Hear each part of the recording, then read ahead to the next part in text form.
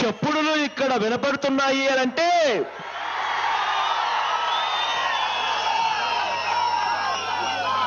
ఎనభై 88 కిలోమీటర్ల పాటు ఈ నడక సాగింది అనంటే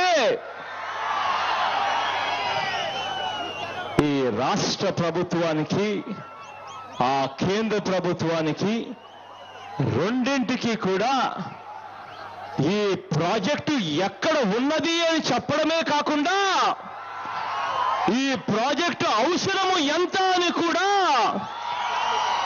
ఆ నడి రోడ్డు మీద నడుచుకుంటూ వచ్చి చూపించడం జరిగింది. ఈ రాష్ట్రానికే కాదు ఈ దేశ పాలకులకు కూడా అని చెప్తున్నా నేను.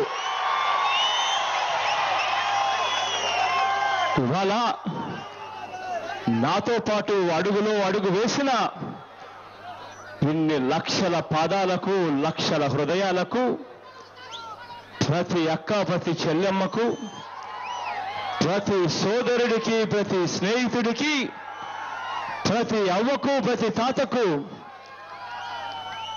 చేతులు జోడించి శిరస్సు వంచి పేరు పేరున హృదయపూర్వకంగా కృతజ్ఞతలు తెలుపుకుంటున్నాను.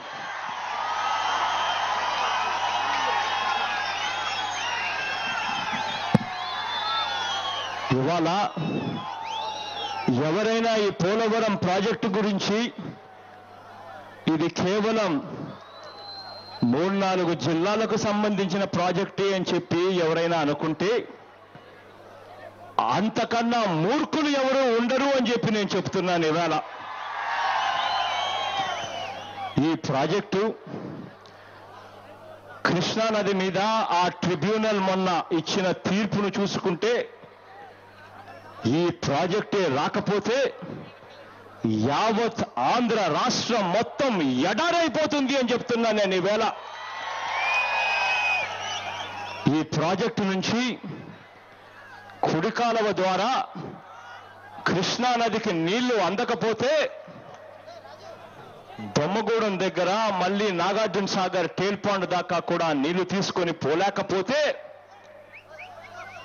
రాష్ట్రం మొత్తం కృష్ణానది మీద నిలబడి ఉన్న మొత్తం రాష్ట్రం కూడా అటు తెలంగాణ కానీ రాయలసీమ కానీ గుంటూరు విజయవాడ నగరాలు వెస్ట్ గోదావరి కానీ పూర్తిగా కూడా అంతా ఎడారయ్యే పరిస్థితి వస్తుంది అని చెప్పి నేను చెప్తున్నాను. ఇవాళ ఈ పోలవరం ప్రాజెక్టు 1946లోనే కట్టుంటే ఆవేళ 208 అడుగుల ఎత్తుతో కట్టిందురు. సాక్షాత్తు రాముని పాదాల దగ్గరికి ఈ ప్రాజెక్టు వరకు నీళ్లు పోయి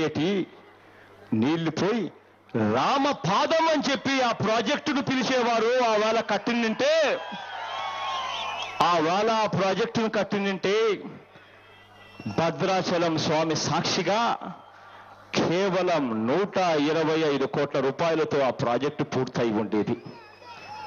ఆ తర్వాత అంజయ్య గారు 1982-83 సంవత్సరంలో అంజయ్య గారు వచ్చి ఇక్కడ శంకుస్థాపన చేసి ఈ ప్రాజెక్టు ఆవేళ కట్టిందంటే 750 కోట్ల రూపాయలతో ఆ ప్రాజెక్టు పూర్తయిపోయి ఉండేది. ఆ వేళనే తాను కట్టడం మొదలుపెట్టి ఉండింటే అయిపోయి చేసిందంటే. ఇవాళ మొన్న దివంగత నేత ప్రియతమ నాయకుడు రాజశేఖర రెడ్డి గారు ఈ ప్రాజెక్టు కట్టకపోతే రాష్ట్రం పూర్తిగా నాశనం అయిపోతుంది అని చెప్పి ఆలోచనలు చేసి 3200 కోట్ల రూపాయలతో తన 5 ఏళ్ల కాలంలో ఈ ప్రాజెక్టును ముందుకు తీసుకొని పోయి ఈ ప్రాజెక్టుకు దశ దిశ చూపించాడు. కానీ ఒక్కసారి ఆలోచన చేయండి, ఆ దివంగత నేత ప్రియతమ నాయకుడు రాజశేఖర రెడ్డి గారు మన మధ్య నుంచి వెళ్ళిపోయిన తర్వాత ఒక్కసారి మళ్ళీ ఈ ప్రాజెక్టు వైపు కన్నులెత్తి చూస్తే అసలు ఈ ప్రాజెక్టులో ఎంతసేపు ఉన్నా కూడా కేంద్ర ప్రభుత్వం ఏదో చేయాలి, కేంద్ర ప్రభుత్వం ఏదో చేస్తేనే ఈ ప్రాజెక్టు మనం చేయగలుగుతున్నాము, చేస్తాము అని చెప్పి సాకులు చూపిస్తున్నారు. ఆ కేంద్ర ప్రభుత్వం దయా దాక్షిణ్యాల మీద మనం బతుకుతున్నట్టుగా వారి దగ్గరికి పోయి కాళ్ళు వేలాపడే పరిస్థితులకి ఇవాళ మన రాష్ట్రం ఉందన్నట్టుగా చెబుతున్నారు.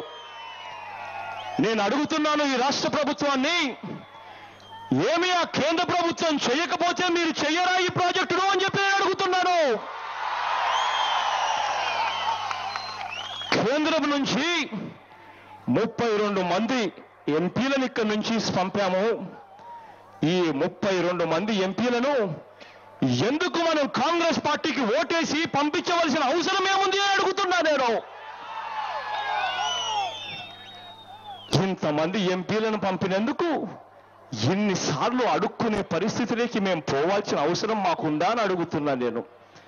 ఈ ప్రాజెక్టు కోసం ఆ దివంగత నేత ప్రియతమ నాయకుడు రాజశేఖర్ రెడ్డి గారు చేసినట్టుగా ఎందుకు ఈ రాష్ట్ర ప్రభుత్వం చేయలేక ఉంది అని అడుగుతున్నా నేను అడుగుతున్నాను.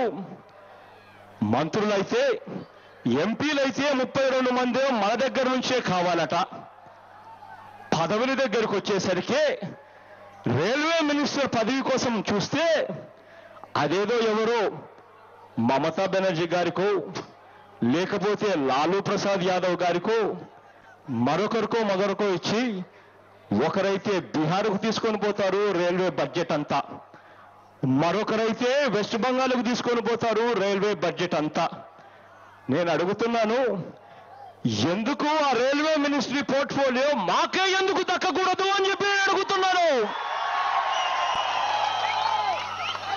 వరదలు వచ్చినప్పుడు మొన్నైతే వరుసగా రైతాంగం 3 సార్లుగా దెబ్బ మీద దెబ్బ పడుతూ ప్రతి రైతు సోదరుడు బ్రతకడానికి దుర్లభమైన పరిస్థితిలో బ్రతుకుతున్నాడు అని అంటే, ఢిల్లీ దాకా పోతే ఢిల్లీలో కనీసం 5 నిమిషాల పాటు ప్రధానమంత్రి గారిని కలిసి మా గోడు చెప్పుకునే ప్రయత్నం చేస్తే కనీసం 5 నిమిషాల పాటు అపాయింట్మెంట్ కూడా ఇవ్వని పరిస్థితిలో ఇవాళ ఈ ప్రభుత్వం ఉంది అని అంటే ఎందుకు